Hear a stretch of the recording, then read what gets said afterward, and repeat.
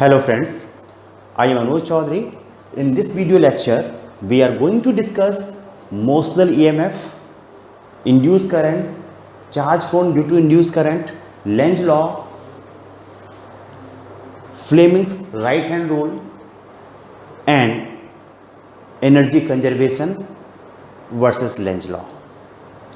इसके पहले लेक्चर में we have discussed in first video I have discussed electromagnetic induction, inductance,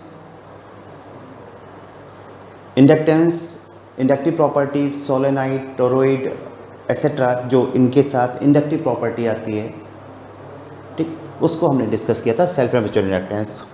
now motional EMF.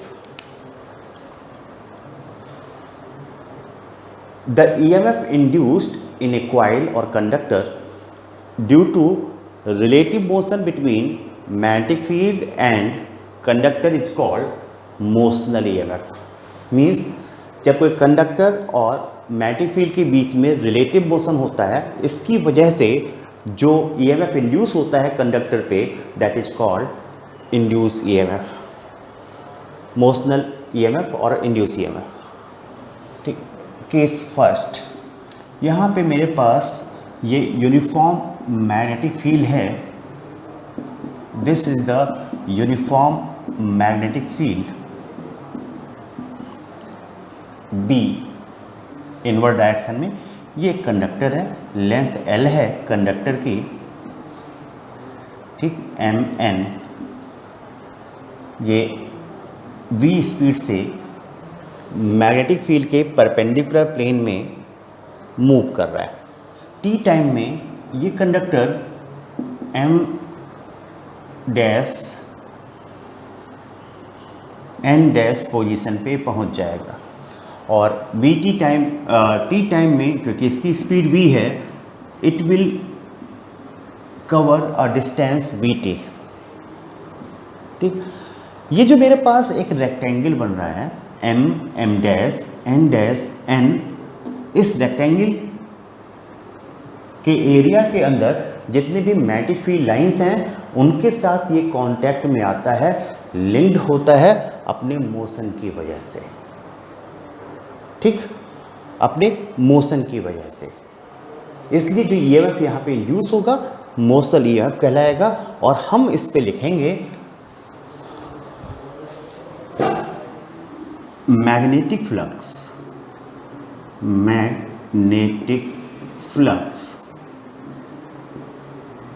linked with conductor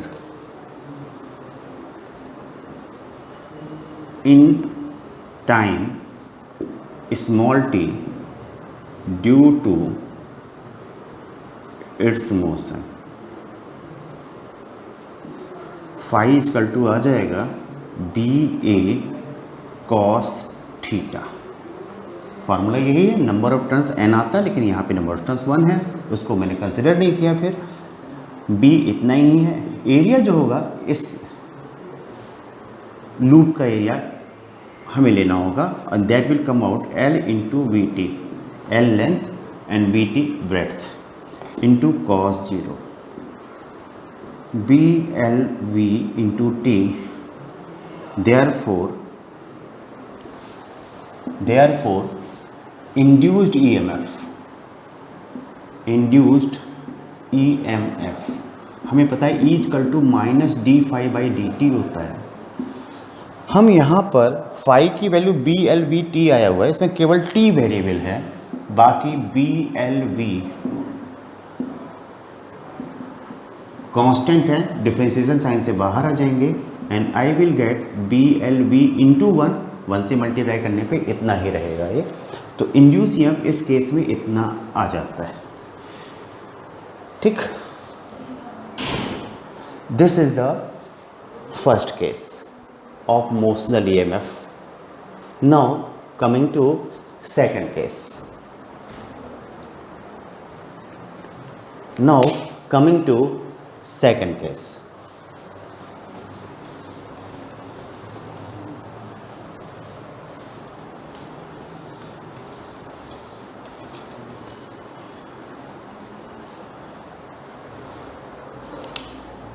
when a loop enters inside a magnetic field region, magnetic field जब loop enter कर रहा होता है, means क्या है, हमने यहाँ पे एक magnetic field region, uniform magnetic field region यहाँ पे मैं शो कर रहा हूँ, जो मैग्नेटिक फील्ड लाइंस बोर्ड के परपेंडिकुलर डायरेक्शन में है। यहाँ पे एक लूप है, रेक्टेंगुलर लूप, लेंथ इसकी L है, ब्रेड्थ B है। अपनी लेंथ के परपेंडिकुलर डायरेक्शन में V स्पीड से मूव कर रहा है। इसको मैंने P Q R S ले लिया। T टाइम में ये Q जो है यहाँ पे पहुँच जाएगा, सपोज करें Q डैश पे, R जो है R डैश पे पहुँच जाएगा, P डैश पे एंड S डैश पे। ठीक, अपने T टाइम में, तो T टाइम में जो ये डिस्टेंस कवर करेगा वो V into T distance cover करेगा। और जो हमारे पास लूप का एरिया, वो लूप का वो पार्ट जो मैग्नेटिक फील्ड के अंदर आ जाता है, पहले तो बाहर होता है, बाहर से अंदर एंटर कर रहा है, तो जो पार्ट मैग्नेटिक फील्ड के अंदर आ जाता है, उस पार्ट पे जो मैग्नेटिक फील्ड लाइंस होती हैं लूप के साथ अटैच हो जाती हैं, लिंक हो जाती हैं, यही लूप का मैग्नेटिक फ्लक्स होता है, जो Q dash R and Q इतने एरिया में जितना मैग्नेटिक फ्लक्स पाया जाता है। तो हमने क्या कहा, magnetic flux linked with conductor in time t due to, यहाँ कंडक्टर की जहाँ पे मैं वर्ड लूप यूज कर लूँगा, in time t due to its motion phi equal to B A cos theta. B तो यहाँ पे बी ही रहेगा, मैग्नेटिक फील्ड हमने बी ही लिया हुआ है। Area length into breadth L into V T into cos zero, यही आ जाएगा। Therefore induced EMF E equal to minus D phi by D T equal to minus B L V D by D T equal to minus B L V. Same result we are going to get. ऐसा क्यों है, इसको एक बार समझ लें। EMF जो induce होता है मैग्नेटिक फ्लक्स के चेंज होने की वजह से इंड्यूस होता है, जो टाइम के साथ चेंज होता है। मैग्नेटिक फ्लक्स जो चेंज हो रहा है वो इस कंडक्टर के QR के मोशन की वजह से हो रहा है। ऐसे तो पूरा लूप मोशन कर रहा है, लेकिन इसके मोशन की वजह से ये एरिया फॉर्म हो रहा है, क्लियर। तो इस QR लेंथ पे EMF इंड्यूस होगा, और ये जो QR लेंथ पे EMF इंड्यूस होगा वो एक सेल की तरह बिहेव करेगा। हम QR लेंथ को ये सपोज कर सकते हैं कि ये infinite numbers of very small length element से मिलकर बना हुआ है, और हर एक लेंथ एलिमेंट एक टिनी सेल की तरह बिहेव कर रहा है। QR का जो रेजिस्टेंस होगा वो रेजिस्टेंस इस इंड्यूस EMF वाले सेल के इंटरनल रेजिस्टेंस की तरह बिहेव करेगा। मीन्स यहाँ पे देखें, QR जो लेंथ है इसकी वजह से फ्लक्स चेंज हो रहा है, इसके मोशन की वजह से फ्लक्स चेंज हो रहा है, बाकी की वजह से इसकी वजह से कोई एरिया नहीं फॉर्म हो रहा है, ऐसे R की वजह से कोई एरिया नहीं फॉर्म हो रहा है, इस वजह से इनकी वजह से कोई फ्लक्स चेंज नहीं हो रहा है, और PS तो टोटली बाहर है, ये मैग्नेटिक फील्ड रीजन में है ही नहीं। तो इंड्यूस EMF केवल QR पोर्शन पे होगा इस लूप के, क्लियर। नाउ केस थर्ड, तीसरे केस को देखेंगे हम यहां पे।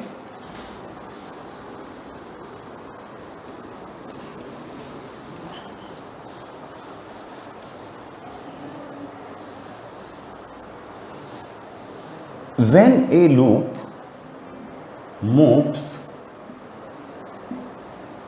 inside a magnetic field, जब कोई लूप किसी मैग्नेटिक फील्ड के रीजन के अंदर मूव करता है, कैसे मूव करता है डायग्राम से समझेंगे। Magnetic field intensity capital B है और ये एक लूप है पी क्यू आर एस। ठीक, इस डायरेक्शन में बी स्पीड से जा रहा है। कुछ देर बाद क्यू क्यू डैश पे, आर आर डैश पे, एस डैश पी डैश।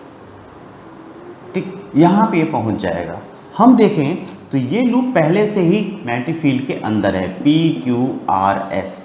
इसके साथ जो मैग्नेटिक फ्लक्स लिंक है वो हमारे पास लूप का एरिया ए मान लेते हैं, तो वो मेरे पास बी ए कॉस थीटा या कॉस जीरो वो बी इंटू ए के बराबर ही रह जाएगा। क्योंकि यहाँ पे देखें लूप का जो एरिया, पूरे लूप में मैग्नेटिक फील्ड के अंदर लाई करता है, तो पूरे लूप के साथ जो एसोसिएटेड मैग्नेटिक फ्लक्स होगा हमें उसी को देखना है। इससे पहले वाले केसेस में कुछ पार्ट बाहर था, कुछ पार्ट अंदर था। तो यहाँ पे मैग्नेटिक फ्लक्स टाइम के अकॉर्डिंग चेंज नहीं करेगा, therefore induced EMF E equal to minus D phi by D T, phi equal to B into A constant होगा, वो जीरो आ जाएगा। कांस्टेंट का डिफरेंशिएशन जीरो होता है। ठीक, एक next part, fourth part, when A loop moves out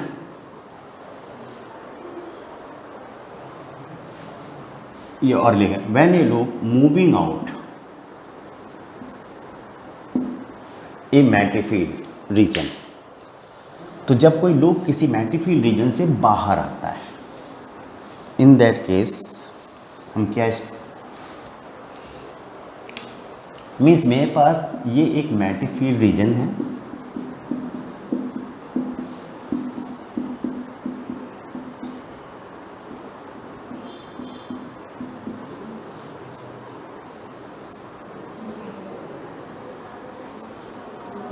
P Q R S V speed से इस डायरेक्शन में मूव कर रहा है। ठीक, ये मेरे पास जो क्यू आर पार्ट है वो मैग्नेटिक फील्ड रीजन के एंड पे है। टी टाइम में ये Q R part Q Q dash पे पहुंच जाता है एंड आर आर डैश पे, पी जो है पी डैश पे एंड एस डैश पे। ठीक, पहले क्या था, जब ये लूप अंदर था मैग्नेटिक फील्ड के तो टोटल एरिया के साथ मैग्नेटिक फ्लक्स लिंक था। अब जितना पार्ट बाहर आ गया टी टाइम में v इंटू टी पार्ट, इतने एरिया के साथ मैग्नेटिक फ्लक्स जो लिंक था वो कम हो गया, क्योंकि यहाँ पे मैग्नेटिक फील्ड नहीं है। तो हम कहेंगे magnetic flux linked with loop in time t due to its motion, phi equal to हमारे पास फॉर्मूला एक है B A cos theta, B इतने ही रहेगा, एरिया चेंज हो जाएगा। एरिया क्या होगा, लेंथ इतना पार्ट जो होगा वो b माइनस वी टी हो जाएगा। b ये लेंथ l है और ब्रेड्थ b है, जैसा पहले कहा था। इतना पार्ट बाहर आ गया, बाकी जो पार्ट बचा वो इतना है, तो l v minus v T into cos zero, B L v minus v t. Therefore induce EMF जो होगा minus D phi by D T equal to minus B L d by D t B minus B t minus B L, B का differential constant zero minus v t का one आ जाएगा, minus minus plus हो जाएगा B L we.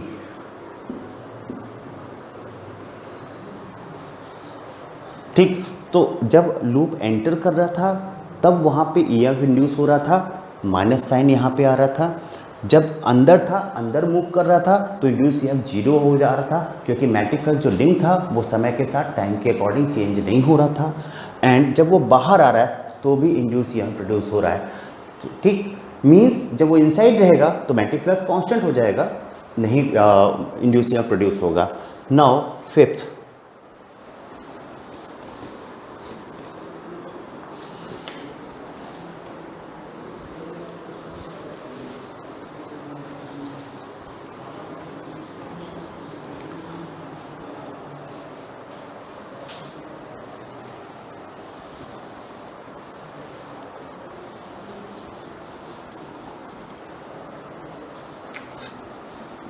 when a conductor, state conductor of length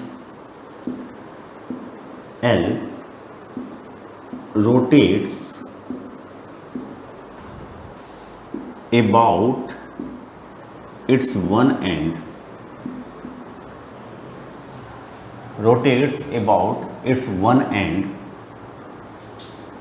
with angular speed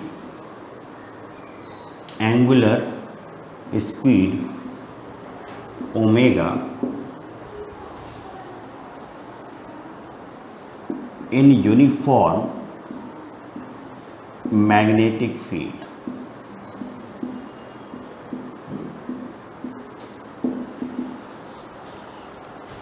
यहाँ पे देख लें, मेरे पास ये कोई मैग्नेटिक फील्ड रीजन है। मैग्नेटिक फील्ड इंटेंसिटी यहाँ पे कैपिटल बी एज्यूम की है। एक कंडक्टर है जिसकी लेंथ स्मॉल एल है, अपने एक एंड के अबाउट, उस एंड को हम ओ मान लें, ओ दिस इज ए, ओ के अबाउट ओमेगा स्पीड से रोटेट कर रहा है। टी टाइम के बाद जो ए एंड है यहाँ कहीं ए डैश पे पहुँच जाएगा और ये कंडक्टर थीटा एंगल रोटेट कर जाएगा, जहाँ पे theta is equal to angular speed into time omega T के बराबर होगा।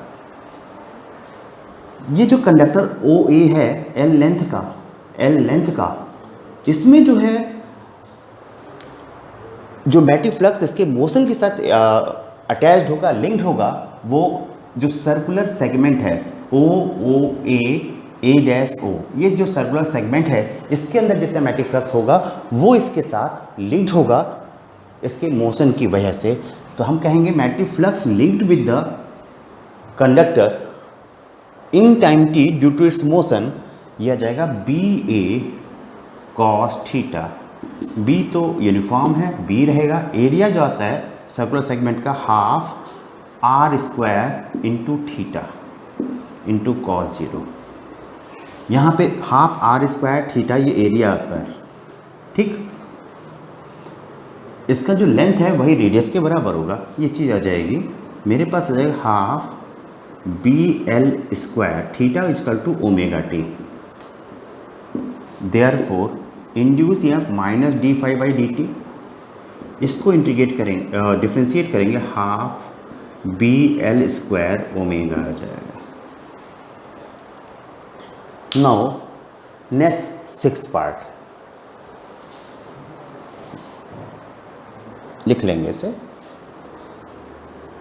वैसे कभी भी आपको लिखना हो तो बेटर भी यही है कि आप वहाँ पे एक स्क्रीनशॉट ले लें, वहाँ से नोट कर लें, ठीक, टाइम आपका बचेगा फिर। Now next sixth part, when a loop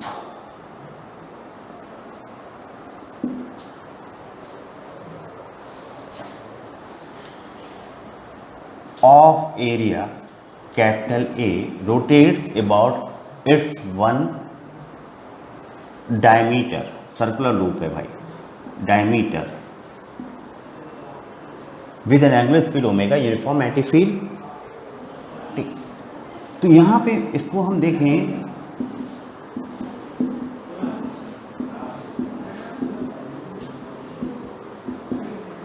ये कोई सर्कुलर लूप है, एरिया ए है, uniform magnetic field capital B पे रखा हुआ है, ये इसका डायमीटर है, इसके अबाउट ये ओमेगा स्पीड से रोटेट करता है।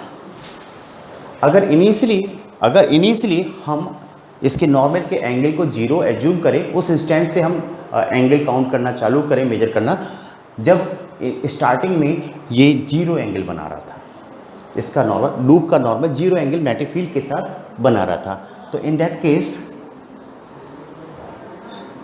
angle made by normal of loop with magnetic field at time small t, theta is equal to omega into T हो जाएगा, Therefore, magnetic flux linked with loop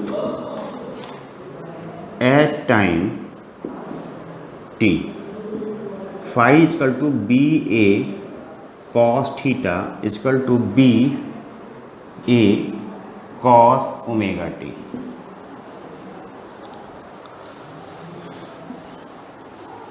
If loop B of capital N turns, अगर loop में capital N turns हों, then phi is equal to N A B cos omega T. N से single turn के साथ इतना flux linked है तो N turns के साथ this much flux will be linked there.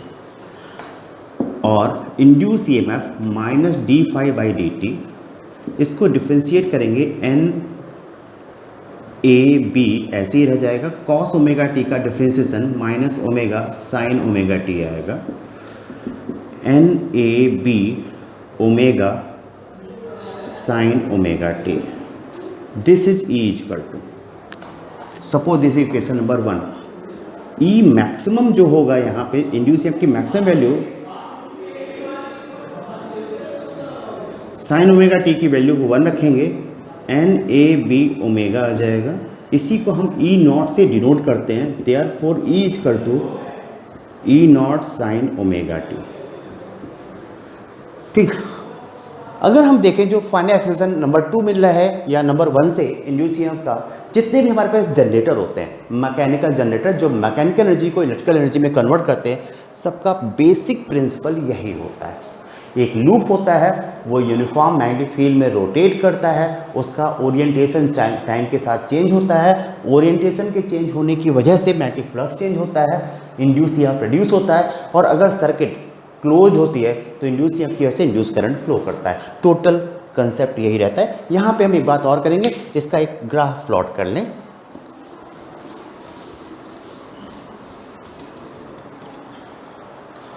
तो हमारे पास E equal to E naught sine omega T है. ग्राफ अगर प्लॉट करें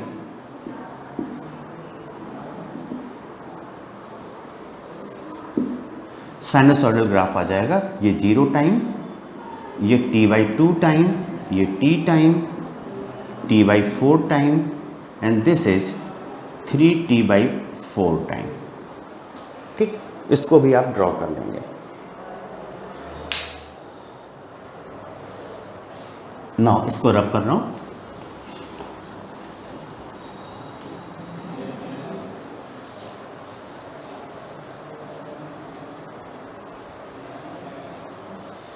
यहां तक हमने ये देखा कि इंड्यूस ईएमएफ कितना प्रोड्यूस हो रहा है. ठीक. अब हम पोलैरिटी की बात करेंगे. अगर कहीं पे इंड्यूस ईएमएफ प्रोड्यूस हो रहा है तो पोलैरिटी क्या होगी. तो यहां पे polarity of induced EMF,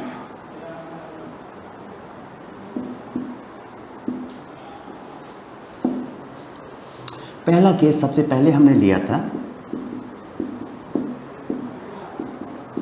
very first time we have discuss. ये स्ट्रेट कंडक्टर था. ठीक. M और N इसके एंड को सपोज कर लो, इधर V स्पीड से ये मूव कर रहा है.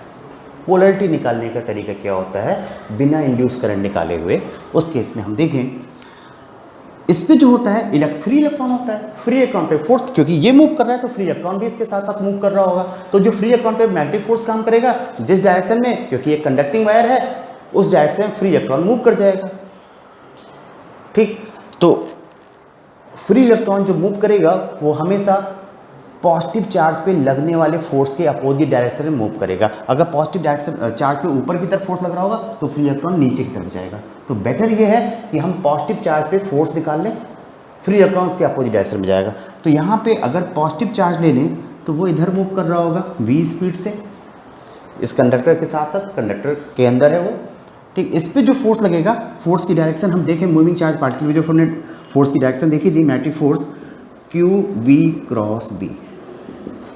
तो हमने क्या किया, ये चारों फिंगर पहले राइट हैंड के थंब और रिमेनिंग फिंगर को एक दूसरे परपेंडिकुलर डायरेक्शन में रख लिया. इस प्रकार से कि ये वेलोसिटी की डायरेक्शन को, जो 4 फिंगर हैं वो वेलोसिटी की डायरेक्शन को रिप्रेजेंट करते हैं, और अगर इसको मोड़ें ऐसे मोड़ें तो वो फील्ड की डायरेक्शन फील्ड की तरफ मुड़ता है, तो थंब फोर्स की डायरेक्शन होगी।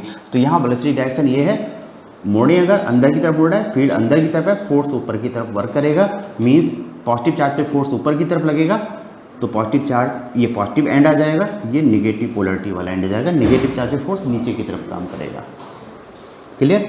नाउ सेकंड केस, जब मेरे पास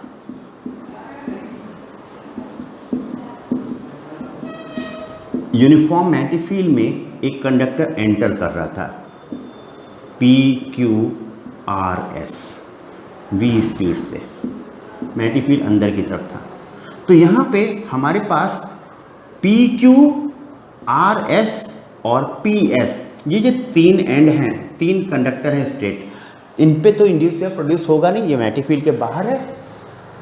PQ तो मैग्नेटिक फील्ड के अंदर इसका कुछ पोर्शन है, लेकिन इसके मोशन की वजह से इसके साथ कुछ फ्लक्स अटैच नहीं हो रहा है। बेसिकली जो QR है यहीं पे इंड्यूस प्रोड्यूस होगा, और वो भी बिल्कुल ऐसे ही मोशन कर रहा है, पॉजिटिव चार्ज भी इधर मोशन कर रहा होगा, फोर्स इस पे पॉजिटिव चार्ज पे ऊपर की तरफ लगेगा, निगेटिव चार्ज नीचे की तरफ आ जाएगा, इलेक्ट्रॉन नीचे की तरफ मूव करेंगे। सच्चाई में होता यह है कि यहाँ से इलेक्ट्रॉन नीचे की तरफ आ जाते हैं, ठीक, ये पॉजिटिवली चार्ज हो जाता है, ये निगेटिवली चार्ज होता है, यहाँ पे इलेक्ट्रॉन की डेफिशिएंसी Q टर्मिनल पे हो जाती है और R टर्मिनल पे एक्सेस में हो जाते हैं, तो इस प्रकार से ये पोलरिटी डेवलप हो जाती है, ठीक। तो जहाँ पोलरिटी की बात करेंगे हम इसी मेथड को यूज करेंगे, केस कुछ भी हो। नाउ एक केस और देखते हैं, थर्ड, जहाँ पे मेरे पास रोटेशनल एक कंडक्टर अपने एक एंड के अबाउट रोटेट कर रहा था,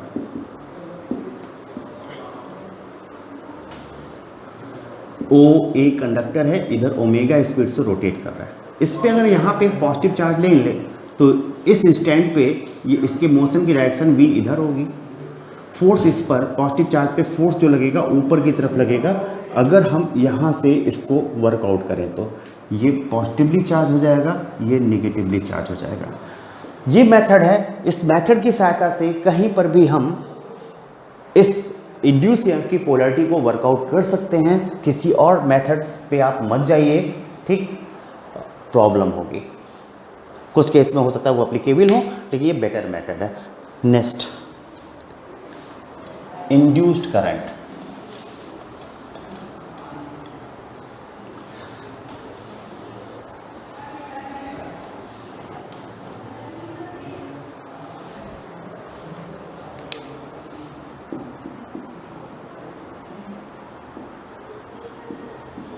इंड्यूस्ड करंट, ठीक। The electric current flowing through a circuit due to induce EMF is called induced current. The electric current flowing through a circuit due to induce EMF is called induce current.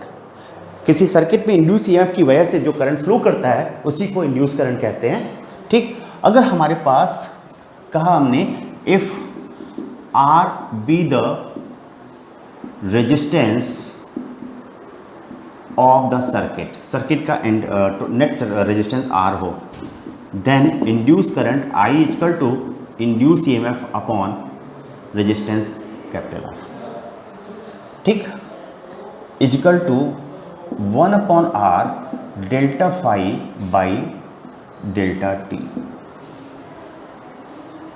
Induce current ये flow कर रहा होगा, ये induce current constant current होगा, uniform velocity है, uniform field है, वो उसकी बेसिस से, और करंट कांस्टेंट ना हो, कहीं पे वेरिएबल हो, तो हम उसके लिए यूज करेंगे 1 upon R d phi by dt। अब यहाँ पे देखें हमारे पास यहाँ माइनस साइन मैंने नहीं लिया हुआ है, क्योंकि यहाँ हमें करंट के मैग्नीट्यूड को देखना है, इस बात को नहीं देखना है कि उसकी डायरेक्शन क्या है, वो आगे देखेंगे हम, ठीक। चार्ज फ्लोन की बात कर दें, charge flown due to induce current, तो हमें पता है Q equal to I into delta T आएगा, डेल्टा फाई बाई R आ जाएगा, ये मेरे पास एक इंपॉर्टेंट रिजल्ट है, इस बात को ध्यान रखिएगा। कई बार होता क्या है, आपसे पूछ लिया जाता है this is delta five change in flux. कई बार होता क्या है, आपसे पूछ लिया जाता है delta five by capital R, इसकी यूनिट बता दो या इसकी डायमेंशन बता दो। अगर आप वहाँ पे फ्लक्स चेंज इन फ्लक्स और रेजिस्टेंस की डायमेंशन को रखने गए तो बड़ी प्रॉब्लम आएगी। इवन कई बार इसको देख के कहा जाता है कि इसकी यूनिट बता दो, तो आप, और 4 अल्टरनेटिव हैं, तो आप डेल्टा फाइव का लिखते हो weber upon ohm, that is weber पर ओम, ठीक। लेकिन 4 अल्टरनेटिव दिए होते हैं, वहाँ पे आपको कहीं पे दिखाई नहीं देता है, वहाँ तो आपको कूलाम दिखाई देता है। तो हमें ये पता होना चाहिए कि डेल्टा फाइव बाई आर ये क्या है, चार्ज के बराबर है, तो हम चार्ज की यूनिट कूलाम लिख देंगे, ठीक। कई बार क्वेश्चन आता है वेबर पर ओम, ये सब कुछ नहीं दिया होता है, वेबर पर ओम की इक्विवेलेंट यूनिट क्या है। तो अगर आपको ये चीज़ ध्यान रहेगा तभी आप इसकी इक्विवेलेंट यूनिट को कूलाम कह देंगे, अदरवाइज प्रॉब्लम में रहेंगे। ये सिंपल जो फिल इन द ब्लैंक्स होता है उसके थ्रू पूछा जा सकता है, सिंपल क्वेश्चन है, लेकिन उस समय हमें कठिन लगेगा। ये मैं बोर्ड एग्जामिनेशन की बात कर रहा हूँ, clear. Now Lenz law, Lenz law, it states that, Lenz law में आप लिखेंगे it states that induced current flows in such a direction that it opposes its cause of production. Induced current flows in such a direction that it opposes its cause of production. ये life के बहुत सारे field में nature इस law को follow करती है। तबीयत खराब होती है, डॉक्टर के पास जाते हो, क्यों जाते हो डॉक्टर के पास, क्यों लेने जाते हो दवा, क्योंकि आपकी तबीयत खराब हो गई। किस लिए जाते हो, तबीयत को सही करने के लिए, यानी जिसकी वजह से जाते हो उसी का अपोज करने का काम वहाँ पे करते हो। तो ये नेचुरल लॉ है, इसमें कुछ आश्चर्य हमें नहीं होना चाहिए। Lenz law states that induce current flows in such A direction that it opposes it's cause of production. आप लाइफ के दूसरे एग्जाम्पल्स भी ले सकते हैं और हर जगह यही होता है, कॉज ऑफ प्रोडक्शन का अपोज होता है। जिस वजह से कोई चीज़ इनिशिएट होती है वो अपने सोर्स, अपने रीजन का ही अपोज करती है, ठीक। नाउ जो डायरेक्शन इंड्यूस करंट की होती है वो हम निकालते हैं वर्कआउट करके, जो निकालते हैं लॉ यूज करते हैं, Fleming's right hand rule use करते हैं। तो हम यहाँ लिखें the direction of induce current is determined using Fleming's right hand rule, Fleming's right hand rule,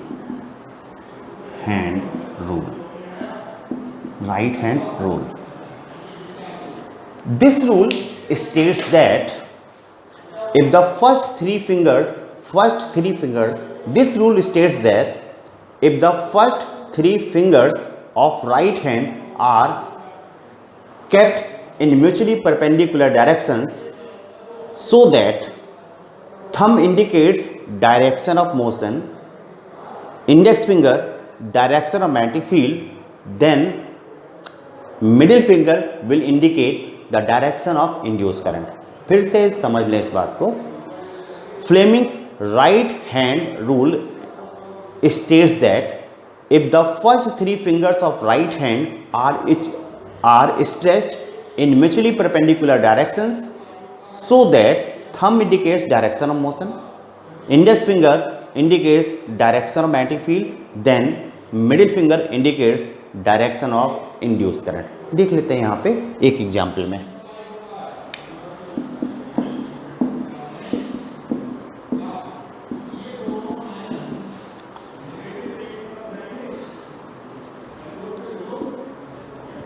PQRS magnetic field ये इस डायरेक्शन में मूव कर रहा है v स्पीड से। इंड्यूस ईएमएफ जो फ्लो प्रोड्यूस होगा वो QR पे प्रोड्यूस होगा। तो यहाँ पे हम QR की हम बात कर रहे हैं कि जो फ्लेमिंग्स राइट हैंड रूल लगा रहे हैं। तो मोशन की डायरेक्शन भाई साहब ये है, तो फर्स्ट 3 फिंगर थंब को मोशन की डायरेक्शन में रखा, मोशन इधर है तो इसको घुमाया ऐसे रखा, थंब को मोशन की डायरेक्शन में। ये थंब है, ये थंब है, ये मोशन की डायरेक्शन में रखा हुआ है। इंडेक्स फिंगर अंदर की तरफ मैग्नेटिक फील्ड की डायरेक्शन में इंडिकेट कर रहा है, ये करंट की डायरेक्शन होगी। तो यहाँ पे करंट इस डायरेक्शन में फ्लो करेगा, ये इंड्यूस करंट की डायरेक्शन है, एंटी क्लॉकवाइज आ जाएगी। क्लियर? तो ये हम फ्लेमिश के लेफ्ट हैंड रूल को अप्लाई करके इंड्यूस करंट की डायरेक्शन वर्कआउट करते हैं, निकालते हैं। इसके अलावा मैं आपको एक मेथड और बता रहा हूँ, ठीक, और वो कहीं पे भी आपको प्रॉब्लम क्रिएट नहीं करेगा, बस पहली बार समझने की ज़रूरत होगी। फ्लेमिंग राइट हैंड रूल जो यूज करते हैं उसमें तीनों को म्यूचुअली परपेंडिकुलर रखना पड़ता है, और कई बार फील्ड, वेलोसिटी एक्सेट्रा ये म्यूचुअली परपेंडिकुलर नहीं होती हैं, तो वहाँ हमें डिफिकल्टी आती है। जो रूल मैं बताने जा रहा हूँ, जिस चीज़ को मैं वर्कआउट कर रहा हूँ, वो आपको इस बात से फ्री रखेगा। देखें यहाँ पे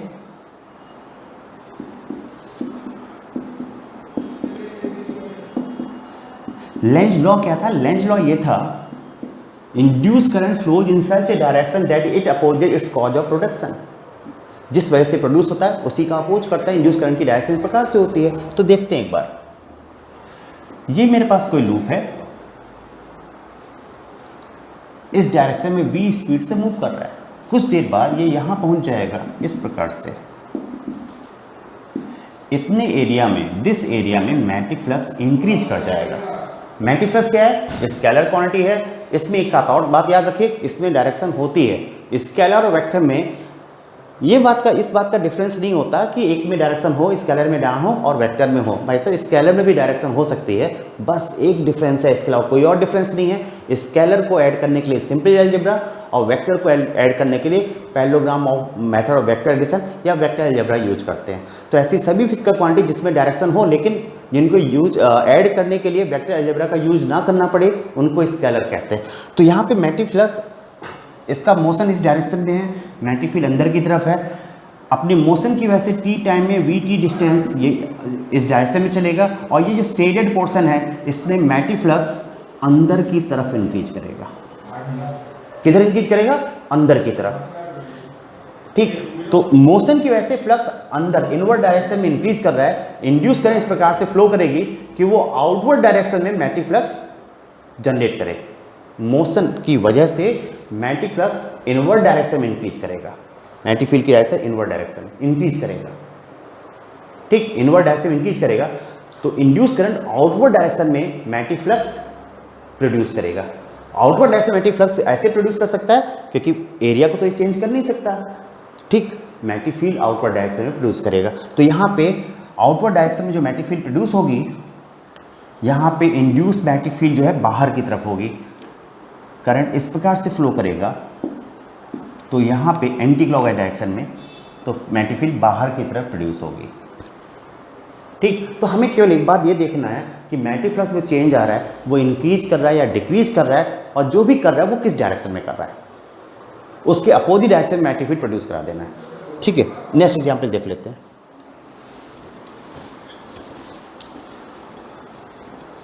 नेक्स्ट एग्जाम्पल देख लेते हैं।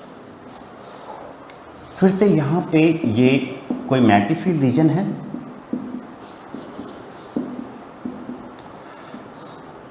ये लूप बाहर निकल रहा है, ये लूप बाहर निकल रहा है, बाहर निकल रहा है। तो इसके मैग्नेटिक फ्लक्स किधर था? जब ये कंप्लीटली अंदर था तो किधर था? अंदर की तरफ। बाहर निकला तो जितना पोर्शन बाहर निकल गया वहाँ का मैग्नेटिक फ्लक्स कम हो गया।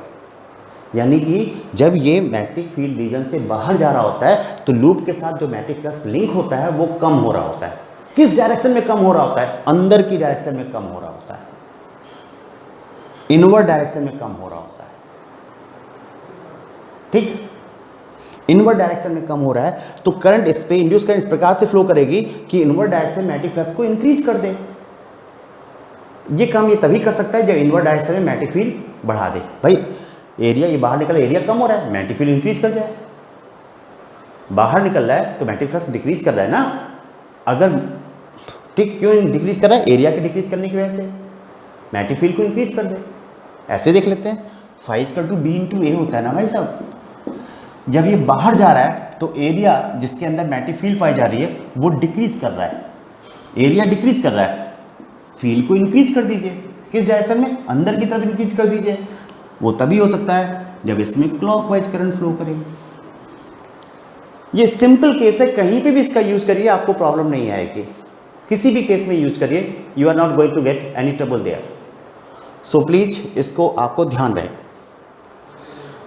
ठीक, इस वीडियो लेक्चर में को मैं यहीं पे लिमिट करता हूँ।